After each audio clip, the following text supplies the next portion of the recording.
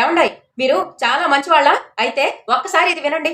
అతి మంచితనం ఆరోగ్యానికి హానికరం, మానసిక ప్రశాంతతకు భారీ నష్టాన్నే చెల్లించుకోవాల్సి వస్తుంది. మరి ఇలా ఎందుకు చెప్పానో ఒక్కసారి వినండి. నెంబర్ 1, నీ మంచితనాన్ని అందరూ కూడా బలహీనంగా భావిస్తారు. నెంబర్ 2, నువ్వు ఎక్కువ మంచితనాన్ని ఇస్తే దాన్ని వాడేసుకుంటారు. నెంబర్ 3, నీ మంచితనంతో నువ్వు అవతల వ్యక్తిని అర్థం చేసుకుంటావు, కానీ నిన్ను అర్థం చేసుకోవటం కంటే కూడా అపార్థం చేసుకోవటమే ఎక్కువగా ఉంటుంది. నువ్వు ఆ ఛాన్స్ ఇచ్చావు కాబట్టి.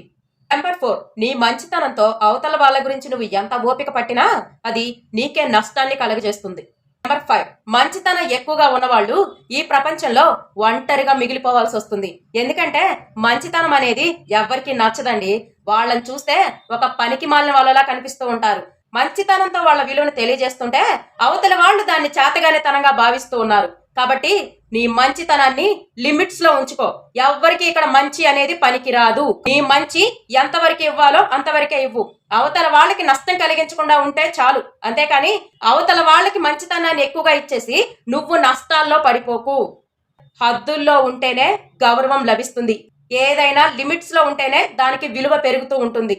దయచేసి ఎప్పటి నుంచైనా మీ మంచితనాన్ని కొంచెం లిమిట్స్ లోనే ఉంచండి. అందరికీ అందుబాటులో ఉండకండి.